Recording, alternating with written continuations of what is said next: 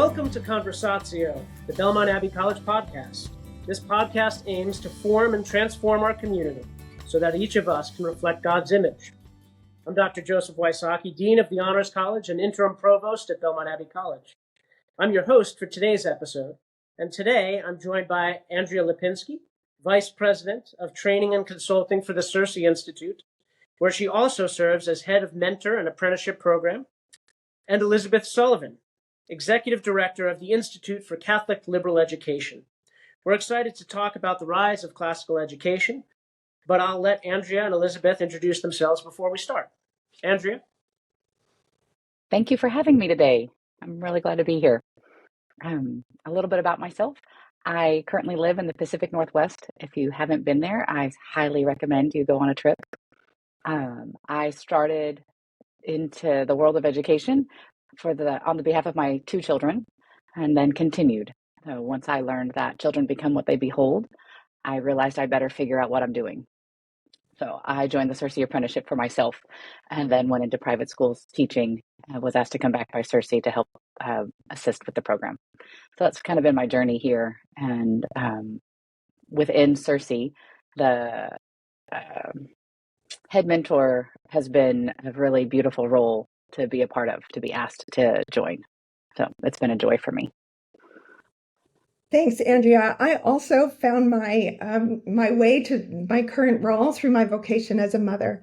When my children were little, I had been a journalist previously, and when my children were young, I was distressed by the lack of inspiration and wonder in their education, despite sending them to some of the best Catholic schools that we could find. And in my journey, I realized that the foundation has been lost for the tradition that we're all trying to recover, just a deeply human education that engages the whole person and directs us to the wonder of creation and to know God.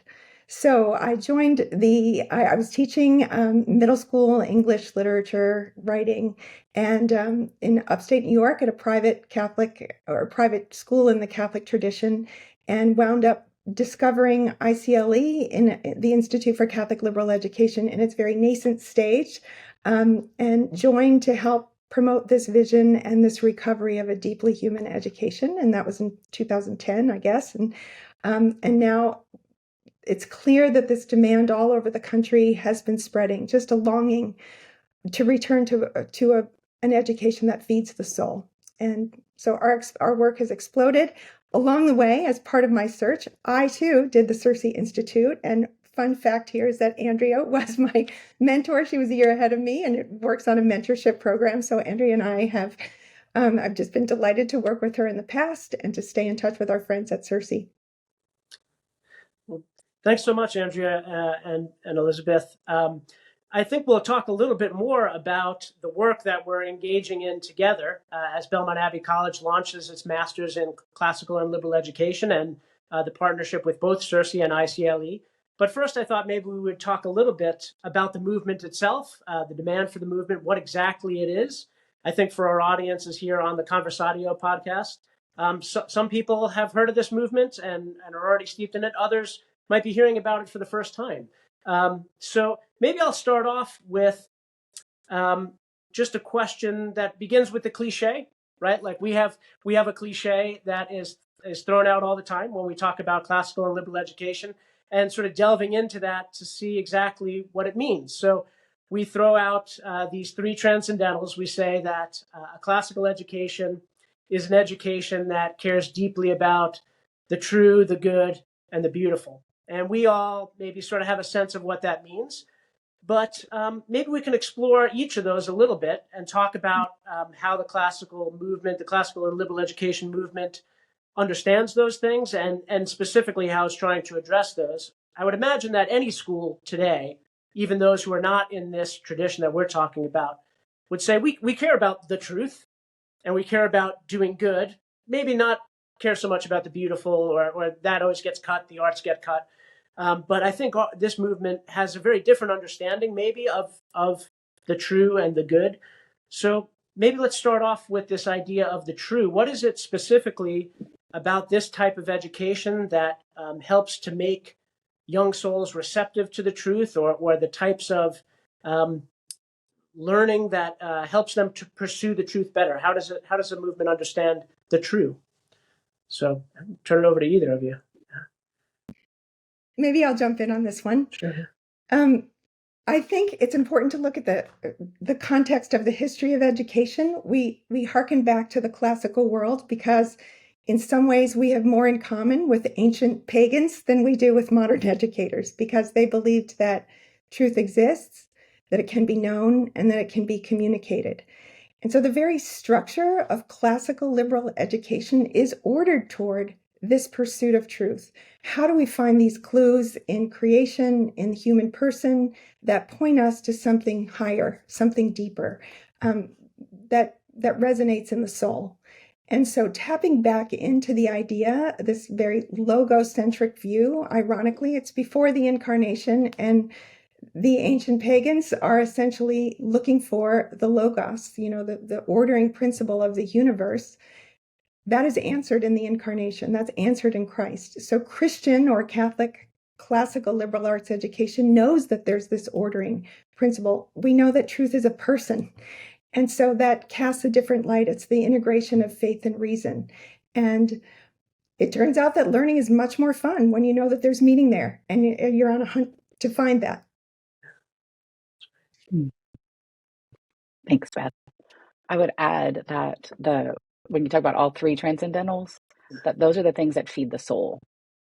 And so the true, the good, and the beautiful within Christian classical education, our aim is to nourish the soul for wisdom and virtues, purpose, right? To grow those.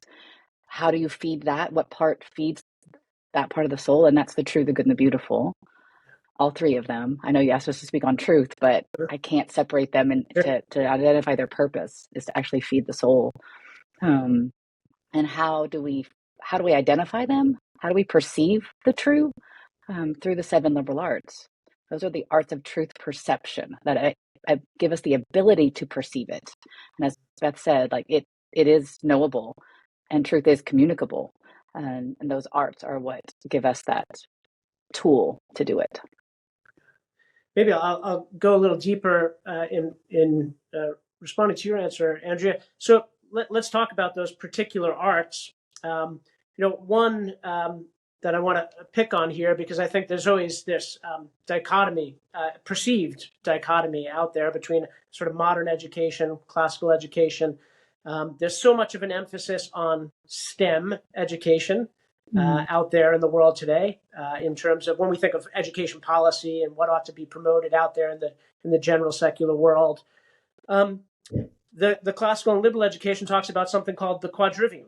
And I know that CiRCE has done courses that have touched on the quadrivium, that is arithmetic, geometry, music, astronomy, and the ICLE has a specific section dedicated in their course of studies to the quadrivium. So, what's the difference, right? Like, people often think, well, classical education, this is a bunch of people reading Plato and Homer, and they can't do any kind of math, right? And clearly this is not true. But so what is maybe the difference in the approach of the quadrivium versus modern understanding of STEM? Go ahead. We like to say that the quadrivium is really STEM on steroids.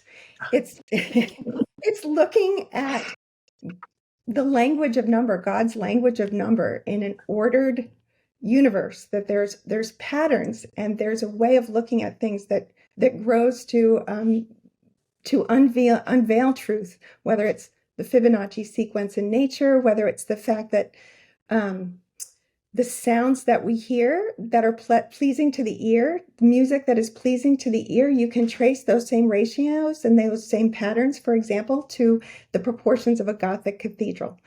So also, these things are the first place where we encounter truth. We know that 2 + 2 is always 4, whether we're in North Carolina or New Guinea, right? So we encounter truth. And the idea that truth, there are some things that are immutable, unchangeable, that we can count on, that not everything is subject to our own interpretation. But there's so much beauty in this, sort of seeing the world through this language of number and how it connects. I feel like I was robbed in my mathematics education to understand, it's a lot more than just the algorithms, right? That it's is pointing to something mysterious and beautiful. For example, we can know that truth exists in a simple math equation, but also mathematics contains all kinds of mystery. When we think of infinity or pi, it's really endless. My wife went to Thomas Aquinas College and studied, the quadrivium in depth there. And when I met her at Baylor, she was in a math program, graduate program. And yeah, I think I had the typical public school education in terms of math and got absolutely none of that. And she would always talk to me about the beauty of geometric proofs and the beauty of mathematics. And I just went, I think I'm trusting that you're right, but I never got that. And at some point in my life, I will have the time to go back and teach Euclid, I hope. But yeah, Andrea, any other thoughts on that? Or?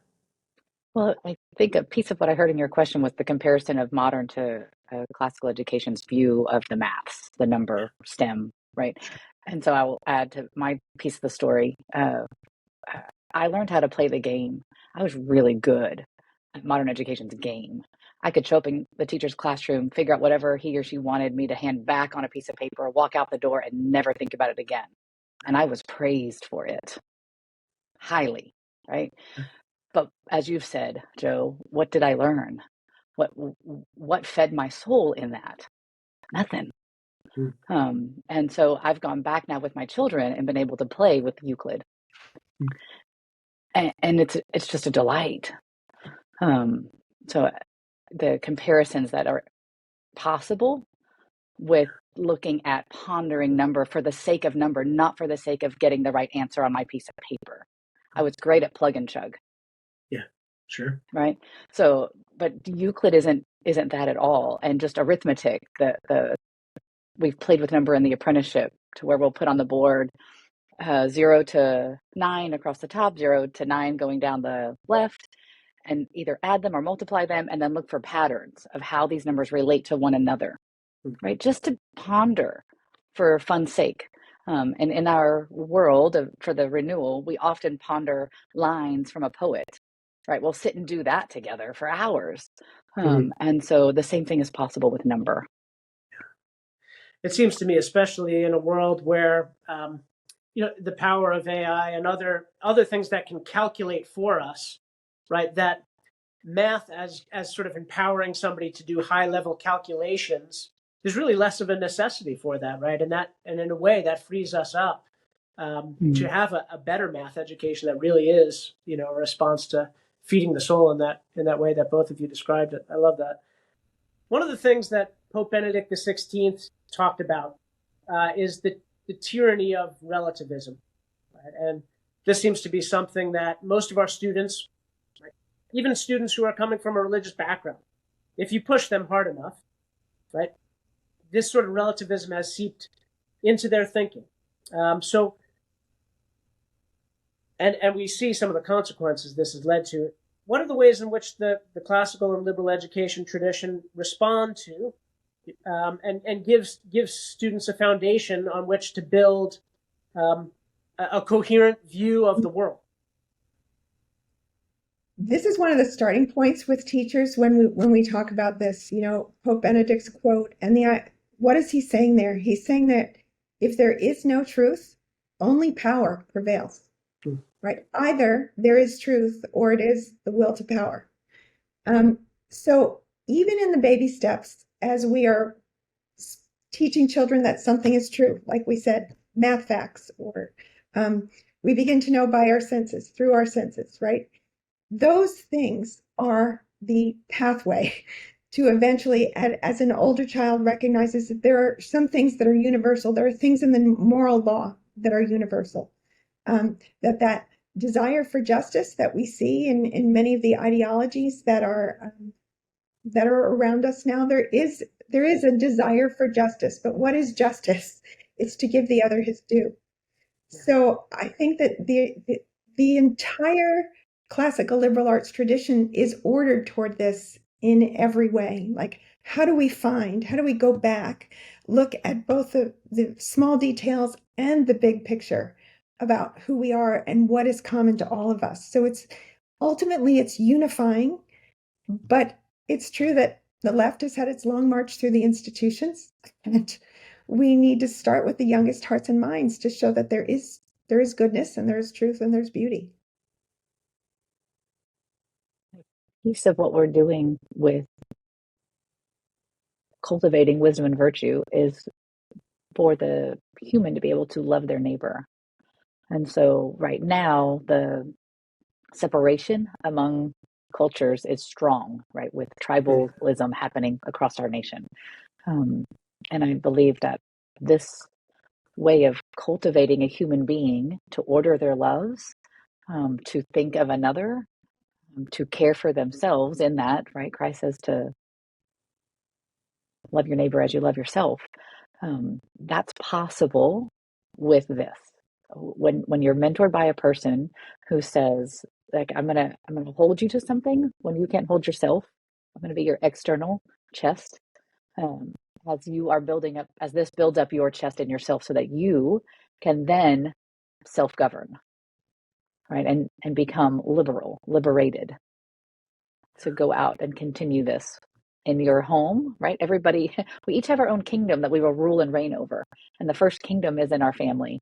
And then we have some kind of role that we play within our community, our neighborhood, our churches. And those places need us to come and speak truth, goodness, and bring the beauty in for one another to continue this. I also think there's humility. Sorry, I just wanted to add that I think there's a humility brought in. You know, the recognition that, as Solzhenitsyn said, right, the line between good and evil runs through every human heart. You know, what do we call ourselves to? What if this is ordered toward human flourishing, and human flourishing is ultimately sanctity? There's a humility and docility that's built in, that's foundational to the way we approach knowing, to the way we approach one another.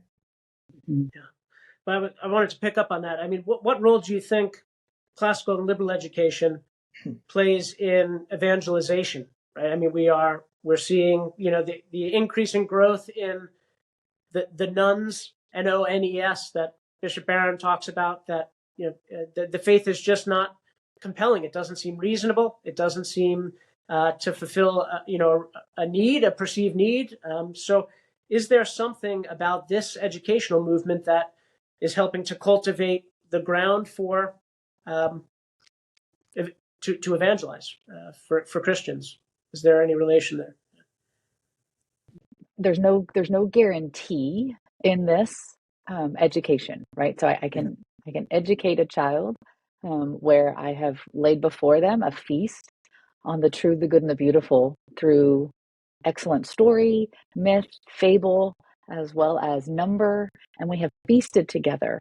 And at the same time, they are individuals. So I'm called, while I am their teacher, to love them. And I'm also limited, and I have to remember that and be humble to know that it's not up to me. It's not my place. There is a holy of holies in each one of us, where the temple resides in each of us. And so I want to nourish that in them. That's my role as teacher. Beautifully said, Andrea. I think we can think of ourselves as tilling the good soil, so that as they receive each small truth, it ultimately builds for them to see the truth about themselves. I think it was the words of the Second Vatican Council: it's only in the mystery of the Word made flesh that the mystery of man becomes truly clear. We can't fully understand ourselves without life in Christ. And I think in these smaller truths that we're seeing them, it does build to a larger truth and speaks to the deepest longings of the human heart, which are ultimately spiritual. And let's talk a little bit about the good. And here I'll start with a challenge to this idea that, classical liberal education is about the good. I'll talk about someone we teach here in the Honors College in our senior year class on education. I'm sure you're both familiar with John Henry Newman in his book on the idea of a university. And I know we're talking primarily about a K through 12 renewal here, but he makes this interesting distinction on the idea of a university. when he talks about liberal education, Discourse 5, and he says, the ends of a liberal education don't necessarily make saints, right? They don't necessarily make good people. So he goes through all these virtues and these sort of effects on the soul that a liberal education has: equitableness, fairness in argument, precision. And he says all of these things make the gentleman, or today we might say, right, the lady or the gentleman, the scholar, the moderate scholar, but they could be a scoundrel, right? It doesn't make the saint. Right. And I think he qualifies this a little bit later on. But so, with that in mind, I know one of CiRCE's kind of taglines is wisdom and virtue. What is it? Uniting wisdom and virtue, or restoring cultivation. Right. So what is liberal education, classical education? What does that have to do with the moral virtues, with the good? Why not just sort of give them precepts of, good old-fashioned religion, and here are the commandments: thou shalt not. What does this broader, deeper tradition have to do with molding the moral virtues and the good in our students? You've opened a lot of questions. Yeah, sorry, I know, too much. Oh, We're gonna get through 2 or 3 probably. Let's see. So one of the places my mind goes to with your question is, you said, why not give them just rules, basically precepts? Thou shalt not, thou shalt not, thou shalt not. So a rule is often something that's used for a slave. And that's not what we're about here. The personality of the human who's following rules for rules' sake is not one who can think or reason or decide. And so we're wanting to cultivate those human faculties of a free person, a liberal education, a liberal mind. So in order to do that, we need to help them cultivate those capacities. We have to trust that it's not just us at work in the classroom while we're teaching. We are not there alone. And so every lesson I teach, particularly when I'm teaching rhetoric, I recognize that I could be teaching my enemies at all times. And so I pray before, during, after my lessons to recognize that I need the Holy Spirit to teach, to illuminate the soul. I'm not alone. Beautiful. Beautiful. And as Andrea said, so you opened up so many avenues. All right. Keep going, Beth. That question, right? But a few maybe disjointed pieces. I immediately think of St. Thomas. St. Thomas says that the will never operates without the intellect. We know so that we know how to live, not just so that we know how to earn a living, right? So I'm also thinking of Ryan Topping. If you know him, he's got a number of really good books. I think it's his book on Augustine, in which he says, the classical tradition honors the sage, the Catholic tradition, the Christian tradition honors the saint. So it's more than just knowing. If there's intellectual virtue and there's moral virtue, we hope that when we encounter what is true and good and beautiful, and our tastes are cultivated to love what is true and good and beautiful, that can't help but affect how we live and what we love, and then of course, now I'm going to St. Augustine, in terms of properly ordered loves. So there's a piece that comes from just the intellect to the will and to properly ordered loves, which is the goal of this kind of education. At ICLE, we like to say classical speaks to the philosophical origins of the tradition, not the theological necessarily, right? Catholic liberal education speaks to its end, which is freedom in Christ, the only authentic freedom. And I think so much of modernity rests on the giant inversion of what true freedom actually is. It's not license to do whatever we want. It's the freedom to see the truth of things so that we can order our lives and our loves to that truth. Thank you so much. All right, we could talk. Yeah. All right, we'll hit the last transcendental and then talk about your guys' programs a little bit and some other things. So, beauty. I think we hit on this a little bit in some of your earlier answers, but I'm reminded here of the famous Nobel Prize speech by Alexander Solzhenitsyn, a Russian dissident in the gulags, came to America, poet, and he starts off one of the sections of his speech with a Dostoevsky quote, "Beauty will save the world." And he starts off with this quote, "Beauty will save the world," and then he starts to ask some questions, right? Like, this seems ridiculous. Beauty, maybe it edifies, it inspires, but this idea that beauty would save the world seems sort of absurd to us. So maybe we can explore this a little bit. I think beauty for so many in the modern world, we're so influenced by David Hume's kind of view on beauty, which is beauty is it's like taste, right? It's personal preference. I like chocolate, you like vanilla. I like Mozart, you like Aerosmith. So what's this idea of the beautiful in the classical tradition? How is it related to the other two? How does it feed our souls? Again, tons of questions, but maybe just talk a little bit about your big thoughts on the beautiful. Go ahead, Andrea. I'll let you go first this time. Oh, I'm stalling, Andrea. you're stalling? Okay. But specifically how it works in your what you're doing. Yeah. So. I mean, I'll lead off with CiRCE has had entire conferences on that alone as we've contemplated the beautiful, because how do you capture it? And so I can tell you what's not beautiful, and I can tell you what that doesn't do.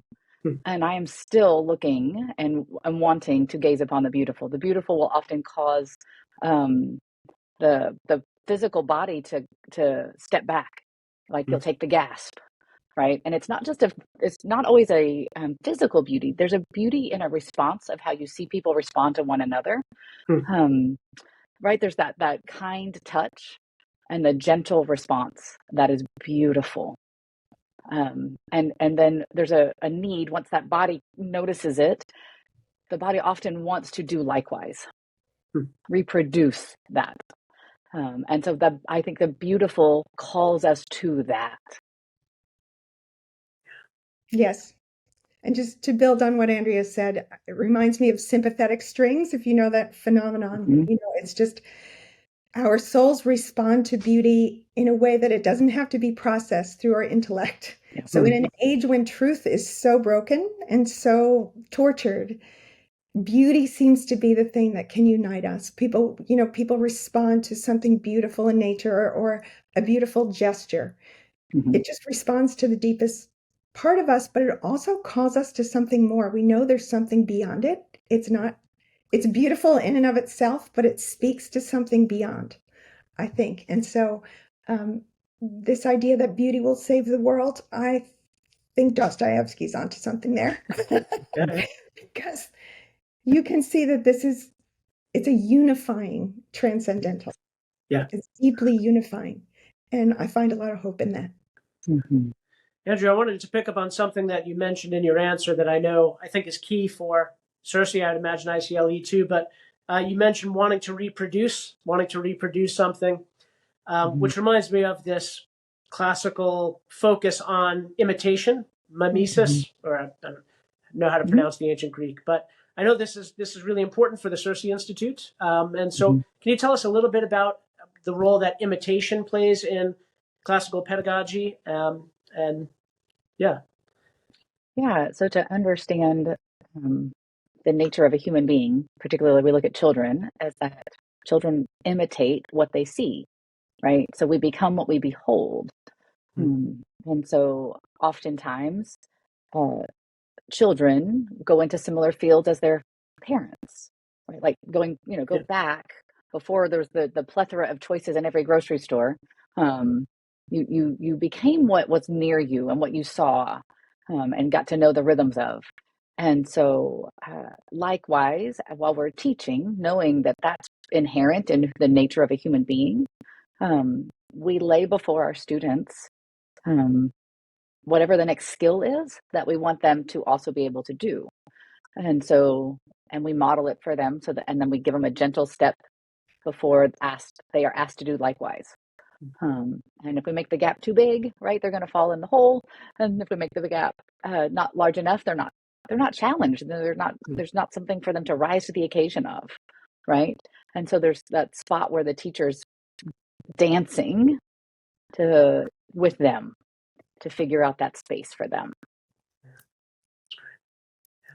And I think by the same token, we're immersing them in beautiful language, poetry, literature, um, virtuous characters, because we are imitators by nature, as Andrea said. And that's logical because we're made in an image. Like the goal of our life is the imitation of Christ.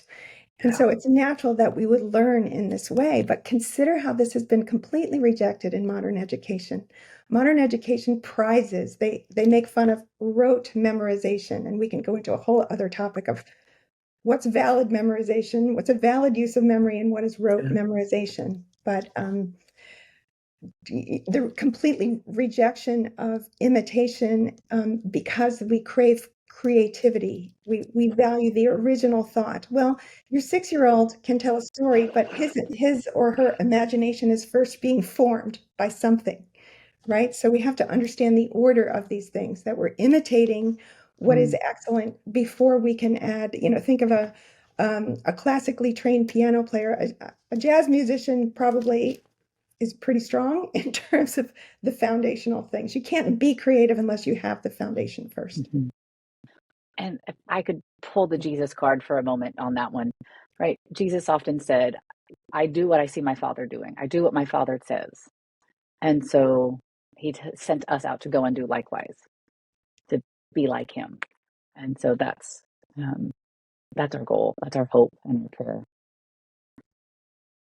I just taught my students Aristotle's Poetics this semester. And in different works by Aristotle, he often starts off with some statement about what uniquely contributes to our humanity, right? And so in the metaphysics, man by nature desires to know. Mm-hmm. In the politics, man is that thing that has speech.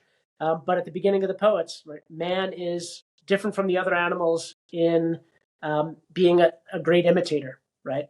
In taking pleasure in imitations, in imitating in that first way. And it just seems to me that anytime we reject one of those things, forming and cultivating those things that Aristotle says is uniquely human about us, we do so at our own peril. So it's so great to see the recovery of imitation, right? It's, our democratic souls. I mean, I teach Tocqueville too, but I mean, it's just this illusion of always wanting to, right, sort of create ex nihilo, to not accept anything as given. And we sort of pride ourselves on that. And ultimately, it leads to a sort of paralysis and sort of terror where we can't produce anything or anything of value. That's great. So as we're kind of moving along in time, I wanted to allow each of you to talk about your programs and the way in which they try to cultivate this tradition. And so maybe we'll start with the CiRCE Institute. Tell us a little bit about the apprenticeship program, and it's a 3-year-long program. How does it try to form future teachers in this tradition? Thanks. It's a cohort-based program to where we have head mentors almost across the country, Colorado to the East Coast, and meet with about 12 teachers at a time with one head mentor, and we come together twice a year in person for approximately a week. In that time, each teacher teaches in front of one another and learns how to assess themselves as well as be assessed by their mentor, and then learns how to assess other teachers, right, to look for parts and pieces of the mimetic sequence in particular. All the while, we are reading great books, the 3 epics, Aeneid, Odyssey, and Iliad. We're reading Shakespeare, 3 plays, and we're reading 3 dialogues with Plato throughout the year, those 3 years. And we're reading Norms and Nobility, as well as Standing by Words with Wendell Berry and Abolition of Man by C.S. Lewis. So we're learning a lot of grammar in that regard, and how to read well. Yeah. And we write all of the lost tools of writing levels, all 3 levels. And so our teachers themselves are practicing the skills of rhetoric and gaining that. And then they get the chance to mentor, as Beth mentioned. When you're a second or a third year mentor, apprentice in the program, you're called a journeyman, and you're mentoring a first year. apprentice. So, there's the head mentor, then the mentor, and yourself within the program. So we want people to reproduce and go Yeah. out there and do likewise, and continue. And that's exactly what Beth has done. Can you tell us a little bit about the lost tools of writing and maybe how that differs from modern approaches to ret comp? A typical Oh, composition class. What is it? I know you guys pride yourself on that curriculum. So yeah. maybe, yeah. Yeah, it's not a literary analysis. It's not about composition per se in that, traditional sense. It's developing the ability to perceive, but also to speak to your neighbor that disagrees. And so by the third level of writing, we aim at speaking to, it's an address at that point. So we're speaking to somebody who we've chosen somebody who disagrees with us to see if we can um, winsomely win them over. So, that's a place to play. So, like when we start teaching lost tools to seventh graders, we play in the playground of their literature or their history or their science or their math books, and not in the things that they want to think about and convince their school of or their parents of. Extend my curfew or give me a cell phone or right, like I want a horse. Those are not the things that we have them write on. We have them write in these other areas so that we remove the personalness and they can learn the skill separate from the emotion. So in the beginning, that's where we start. So Beth, tell us. I know your program is different. You have these five main sections on these Yes, different topics. So tell us a little bit about yes. ICLEs. Yeah. So first, I will say just big endorsement for the CiRCE apprenticeship. It was a wonderful experience for me on many levels. At ICLE, pretty much everything we do is, stems from the idea that teaching is very relational, and we want to restore the dignity of teaching and to build up teachers to master their craft. St. John Paul II talked about, the supreme art of teaching, of helping forming people. So we saw that there was a real gap because most of modern education, a lot of schools will require teachers who are trained for state licensure, but state licensure is ordered and based in a philosophy of education that really is different from the Catholic classical liberal arts tradition. So we did not expect to come up with a credential program, but we basically built it to fill the gap because a lot of dioceses and schools are looking for teachers who know what they're doing, and we can completely understand that impulse.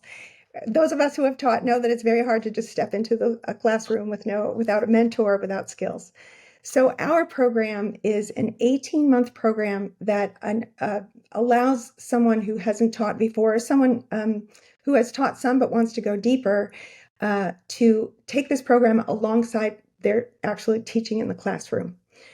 So it's 18 months, it's 135 hours, sort of very intensive. There's two models of it, but there's basically part of it is so there's 3 weeks together during the year and then weekly online. So it's divided into essentially 5 courses. The sort of pedagogy, essentially, leading from wisdom to wonder. A classroom management, which we call the virtuous classroom, as a sense to look at something not in terms of managing children, but cultivating virtue in them, in the community that is the classroom and the school. The trivium, the quadrivium, and then there's a foundations course that comes at the end. It seems like you want those foundations at the beginning, but this is boot camp, so they can jump into the classroom, and the entire program marries theory and practice all the way. The philosophy, the ideas of what we were talking about before. Why do we imitate? And how does that look in second grade or 10th grade? And what's the appropriate use of that? Foundations backs out a little and looks at the history and philosophy of the Catholic intellectual tradition, deeper readings. And then there's a philosophy of education paper that caps that off.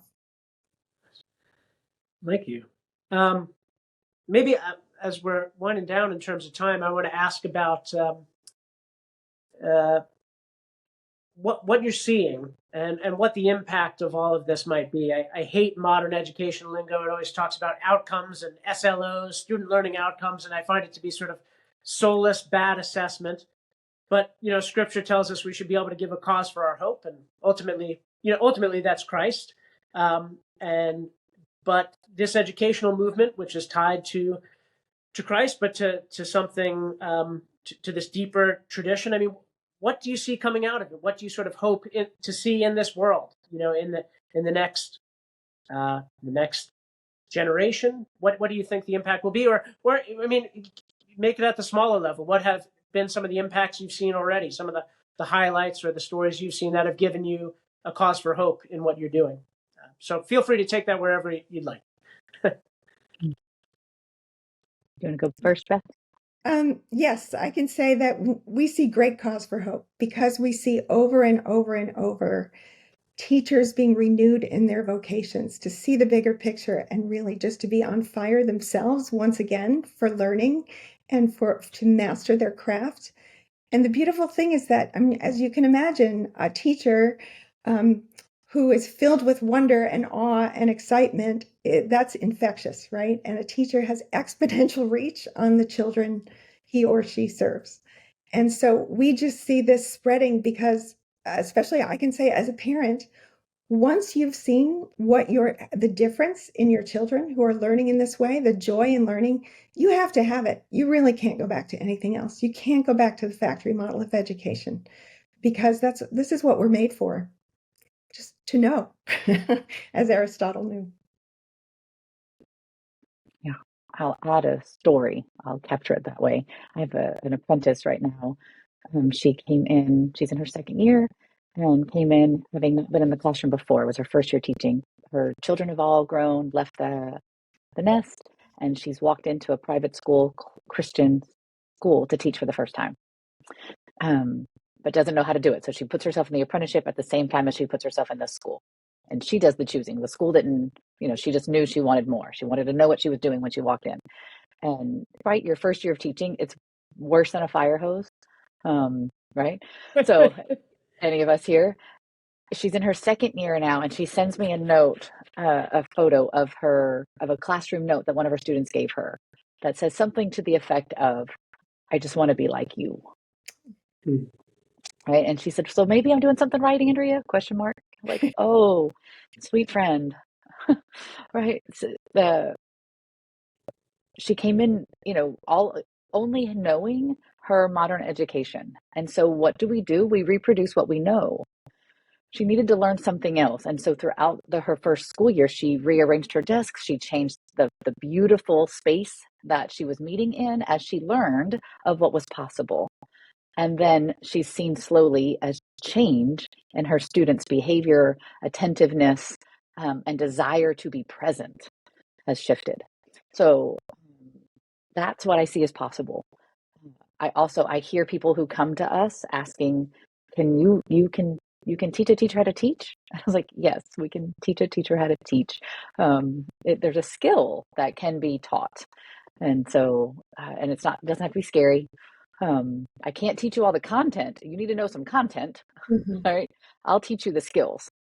And so that's a place that we can marry. You've described so many wonderful things, both in terms of the aims and the goals of a classical education and the way in which it goes about, the means that it uses to form souls. But we know that our students today, even the ones coming from the best families, with the best backgrounds, that there are so many influences in their lives that are kind of pushing against all of this. From the attention spans of the 10-second video clips on TikTok. My wife and I were talking about this last night the other day. We just said, even we, right, like who value all of these things, like you go, well, instead of watching a movie on Netflix, you would do a half an hour of just 10-second clips, and you go, what on earth, right? People who value all of this, right? So there's that. There's so many of these other things that we see. Even if students are being homeschooled or going to these classical schools. So what are some of the ways that this movement, the challenges it faces, and what are the ways in which we have to kind of address those challenges to this kind of education? I would say Good there's no question. denying there. Sorry, Andrea, you want to go ahead? Yeah, no, go ahead. There's no denying all of those pressures on these children. Um, and also those, as Andrea was describing her own experience, being trained to get that straight A and never walking out again. So it rattles those eighth grade girls with straight A's, right? Because Hmm. the formula doesn't work.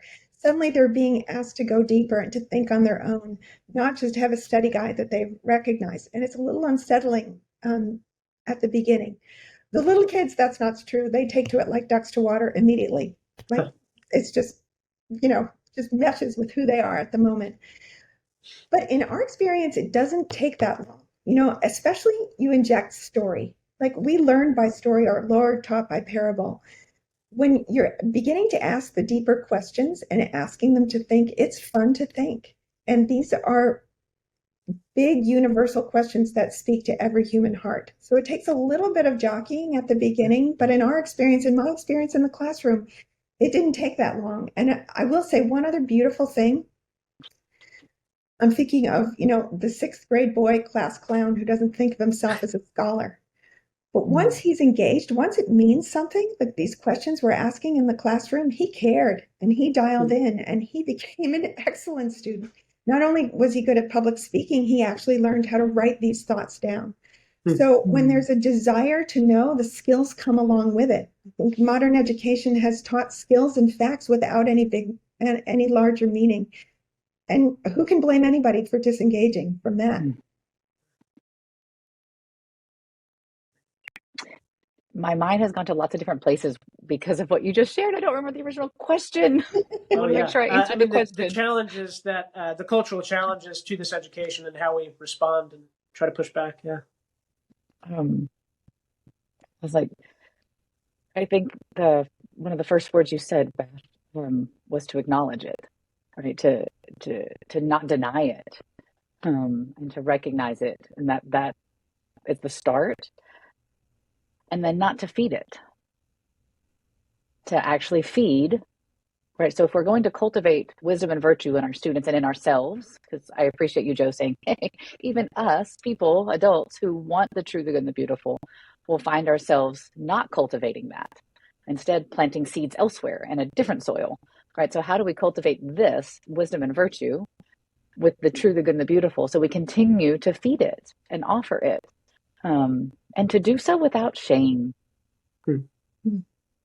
So one of the key things we do in our classroom is receive what it is that our students bring us. Every word that they speak is a gift, and to receive that gift right where they are, because they may not have perceived the true, the good, or the beautiful yet in a way that they can express it to you.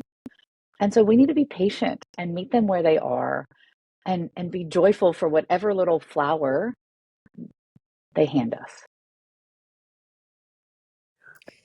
Just want to add one thing. I know a number of teachers who have injected just the practice of silence into the classroom.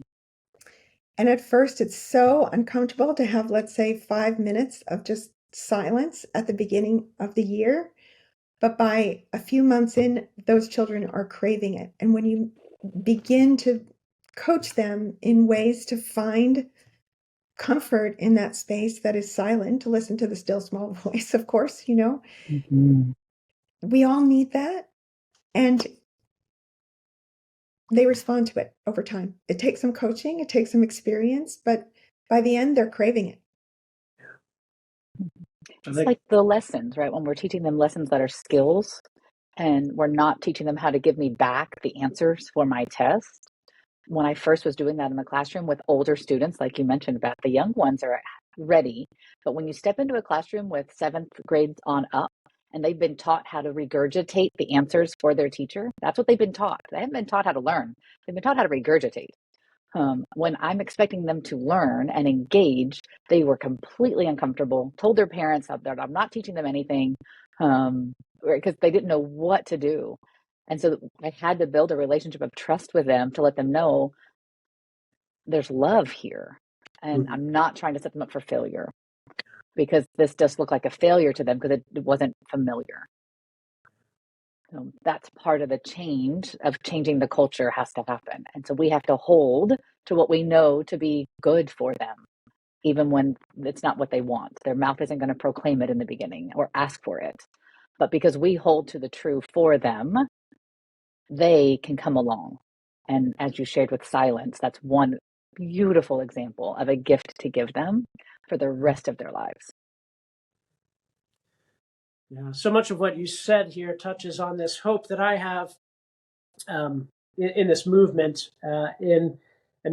Hope for the church, hope for the political regime in the United States, the culture, and it's not because this is a sort of arrow in the culture war, right? That we're going to win something, but truly, we live in this world now with intense anger, and we talk about it all the time, and we think that, well, we just need to be more civil, and but Andrea, one of the things you said, sort of receiving the words as a gift, of the student who doesn't fully understand something.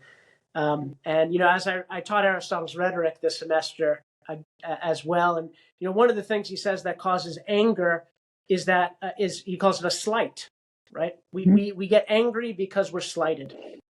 And what is just so prevalent in our culture now is, and a slight is to hold what someone else values as nothing, right? What they value, whatever it is, to hold it as nothing. And that's really, if you talk about the particular issues, it's not, I think so often it's not that you believe this and you believe this, it's that I look at what you believe and I say it's nothing. And that's so contrary to the Aristotelian and classical liberal education tradition. Aristotle tells us that most of us hit on some part of the truth at some time. And it seems that we are utterly unable to do that, right? With those we disagree with, to accept what they're saying, to say, what is the partial truth that we can work with there, right? And when we're able to receive these words as gifts, right? To actually listen. The Benedictine tradition here at Belmont Abbey College, the rule of St. Benedict, right? I'm sure some of you know this, but the first word is listen, right? And really this tradition teaches us to listen charitably, I think, better than anything else. And that gives me so much hope. But I think we're about running out of time. So as we conclude, thank you to our audience for joining us. Thank you, Andrea and Elisabeth, for taking the time to join us for this episode and this wonderful conversation. If you enjoyed this episode, please subscribe and tell your friends that Conversatio is available on Spotify, Apple, and Google Podcasts. Until next time, God bless. Thank you, Beth. Thank you, Andrea.